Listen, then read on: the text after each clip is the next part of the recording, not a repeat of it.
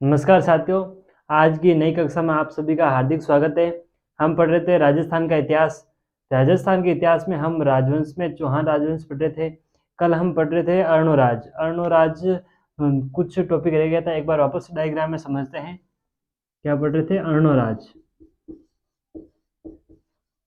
अर्णोराज में ज़्यादातर जानकारी हमने पढ़ ली थी और कुछ अंतिम जानकारी बाकी रह गई थी, वो वापस पढ़ लेते हैं।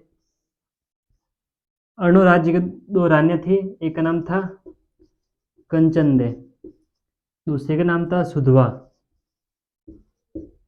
इनके एक पुत्र था जिसका नाम था सोमेश्वर। इनके तीन पुत्र हुए। पहला था जगदेव, दूसरा था बिसलदेव, तीसरा था देव देवदत्त। कंचनदेव के एक था और सुधवा के तीन पुत्र थे।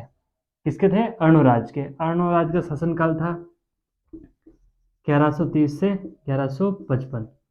क्या होता है कि इतिहास जब वापस दोहराता है तब 1155 में मतलब ये सुधवा का एक बेटा था जिसका नाम था जगदेव। जगदेव ने अर्णोराज की हत्या कर दी थी। क्या कर दी थी? हत्या। तो इसे चौहानों का पितृहंता, क्या कहते हैं? पितृहंता। कब की थी? 1155 में। और ये शासक बन जाता है तो ये 1155 से लेकर 1158 तक ये शासन करता है। और ये इसका भाई था बिसलदेव जिसे विग्रहराज चतुर्थ भी कहते हैं। और ये 1158 में इसने इसको पराजित कर दिया। किसको? जगदेव को। और जगदेव के एक पुत्र था जिसका नाम था पृथ्वीराज द्वितीय। पृथ्वीराज द्वितीय किसका पुत्र था? जगदेव का। और बिसलदेव ने इन पर आक्रमण करके जगदेव को पराजित कर दिया था। उस समय ये बाली उम्र के थे, मतलब छोटी उम्र के थे। तब बिसलदेव शासक बन जाते हैं और बिसलदेव के दो पुत्र होते हैं। एक था अपर गांगे, अपर गांगे आप लिख देना, अपर गांगे। और दूसरा था नागार्जुन। दो पुत्र हुए किसके? बिसलदेव के। एक बार ये आपको डायग्राम समझ में आ गया होगा, इसको वापस आगे लेते हैं और बिसलदेव शासक से समझते हैं अपन।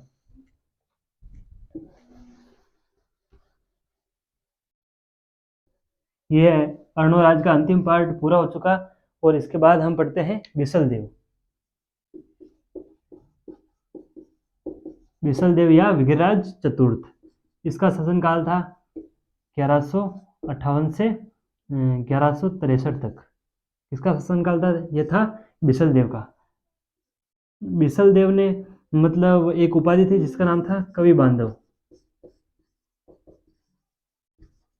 इन्होंने एक नाटक लिखा था जिसका नाम था हरिकेली। ये संस्कृत भाषा में था। हरिकेली में अर्जुन और शिव के बारे में संवाद है। ये एग्जाम में पूछा हुआ है कि इसमें किसका वर्णन है, तो याद रखना अर्जुन और शिव के बीच संवाद है। और इसके बारे में सोमदेव, सोमदेव ने ग्रंथ लिखा जिसका नाम था ललित विग्रहराज।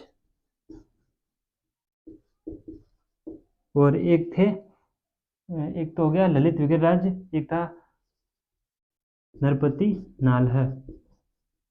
इसका ग्रंथ था बिसलदेव रासो।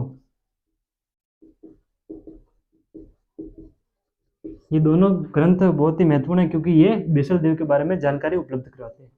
इधर देख लेते हैं, इनके समय एक संस्कृत पाठशाला बनाई। संस्कृत पाठशाला कहाँ बनवाई थी? ये बनवाई थी अजमेर में। इसके बाद इसको ऐबक ने तुड़वाकर 2.5 दिन का झोपड़ा बना दिया था।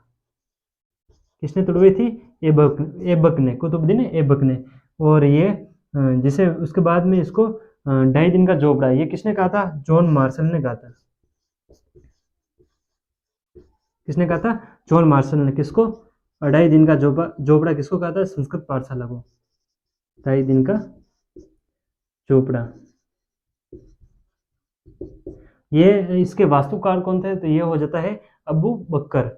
ये आप ध्यान रख लेना वैसे ही। और इसको नाम 2.5 दिन का जोड़ा किसने दिया था, तो ये जॉन मार्शल ने। एक कहावत है कि इसी के अंदर वो था एक उर्स बढ़ता है, उर्स किसका, पंजाब शाह का। तो ये अक्सर एग्जाम में पूछा जाता है कि पंजाब शाह का उर्स कहाँ पड़ता है, तो यह याद रख लेना 2.5 दिन का जोड़ा में। इसका वास्तुकार कौन था, तो ये अबू बकर हो जाएगा। और ये नाम किसने दिया था, जॉन मार्शल ने। ये पहला क्या थी, संस्कृत पाठशाला जिसका निर्माण बिसल देव जी ने करवाया था। और एक और इसमें महत्वपूर्ण प्रश्न रह जाता है कि बिसल देव नहीं बिसलपुर, सॉरी, बिसलपुर नगर बसवाते हैं, कहाँ बसाया था, ये कहाँ बसाया था, ये टोंक में। एक बांध भी है जिसका नाम है बिसलपुरी बांध भी वहीं बनवाया था जहाँ बिसलपुर नगर था, बिसलपुर बांध। ये कहाँ बनवाया था, ये भी टोंक में स्थित है। तो ये याद रखना बिसल देव के बारे में। और बिसल देव के 2 पुत्र थे, एक का नाम था अपर गंगे, दूसरे का नाम था नागार्जुन। इसके बाद वो जो जगदेव का बेटा था, जगदेव का पुत्र था जिसका नाम था पृथ्वीराज द्वितीय, ये क्या करता है, अपर गंगे शासक बनता है तो उसे मारकर ये वापस शासक बन जाता है। कौन, पृथ्वीराज द्वितीय। पृथ्वीराज द्वितीय निसंतान इसकी मृत्यु हो जाती है। उसके बाद में वहां के सामंत लोग वापस सोमेश्वर को बुलाते हैं। इसकी माता का क्या नाम था, ये था कंचन दे, जो कि इसको लेकर गुजरात अपने गांव चली जाती है।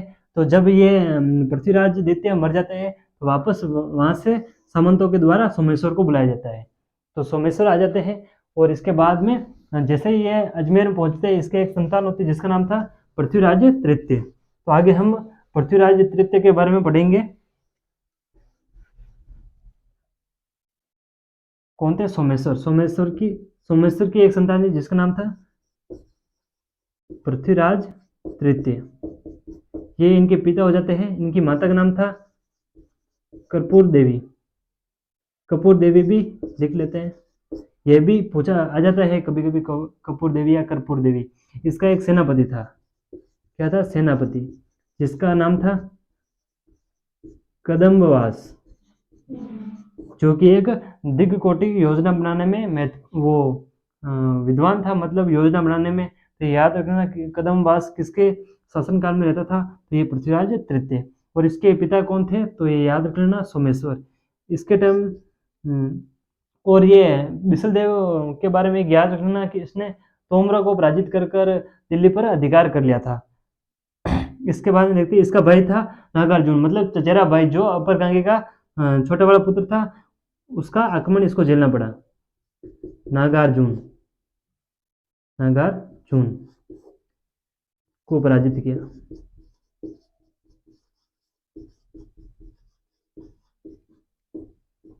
और इसकी 2 उपाधियां थी, एक का नाम था दलपुंगल और एक थी राय पिथौरा।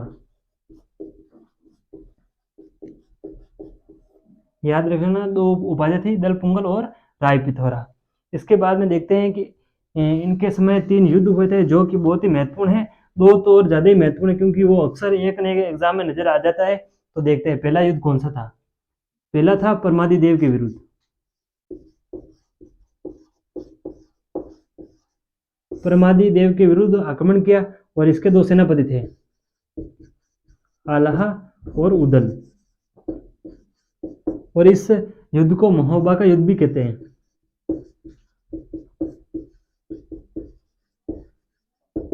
ये मतलब एक कहानी है कि परमादी देव से रूठकर ये आला और उदल अपने गांव चले जाते हैं, मतलब मातृभूमि पर चले जाते हैं। और जब पृथ्वीराज तृतीय का आक्रमण होता है तब परमादी देव वापस जाकर इनको बुला के लाते हैं। और ये बहुत ही ज्यादा शक्तिशाली शासक हुआ करते थे।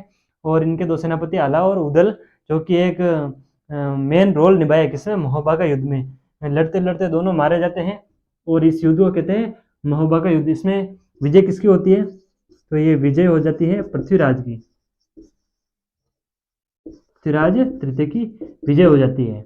याद रखना कि यह महोबा का युद्ध किस किस के बीच में हुआ था। यह परमादी देव, यह चंदेल शासक हुआ करता था। परमादी देव और पृथ्वीराज तृतीय के बीच में यह युद्ध हुआ था। ये पूछा जाता है और इस युद्ध को महोबा का युद्ध भी कहते हैं। आगे देखते हैं। दूसरा युद्ध है तराइन का युद्ध, तराइन का प्रथम युद्ध। ये दो हुए थे। तो प्रथम में क्या हुआ था? ये हुआ था 1191 में। किस किस के बीच में हुआ? ये हुआ था पृथ्वीराज तृतीय और मोहम्मद गोरी के बीच। गोरी लिख देते हैं। और इसमें विजय हो जाती है पृथ्वीराज की।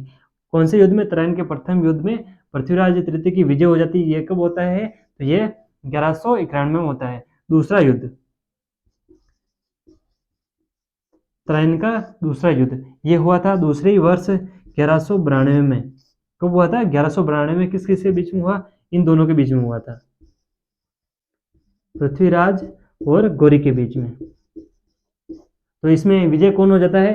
तो इस युद्ध में विजय गौरी हो जाता है और पृथ्वीराज तृतीय इसमें हार जाते हैं। और इसके बाद में इनका पुत्र होता है जिसका नाम था गोविंद तृतीय। ये मतलब इन गौरियों के साथ मिल जाता है। और इसके बाद में कुछ ज़्यादा अजमेर के चौहानों के बारे में जानकारी नहीं मिलती है, तो याद रख लेना। इनका एक पुत्र हुआ था जिसका नाम था गोविंद तृतीय, जो कि रणथंबोर चला जाता है और यहाँ से छोड़ देता है। तो ये कौन था? गोविंद तृतीय। ये दोनों युद्ध आप याद रखना। तो इनका प्रथम युद्ध ये होता है 1191 में, द्वितीय युद्ध 1192 में। पहले में पृथ्वीराज तृतीय जीत जाते हैं, दूसरे में गौरी जीत जाता है। और आप इसके बारे में और याद रखना, एक रचना है जिसका नाम है पृथ्वीराज रासो, और इसके रचनाकार है चंद्र बरदाई। इसमें 6 भाषाओं का उल्लेख है।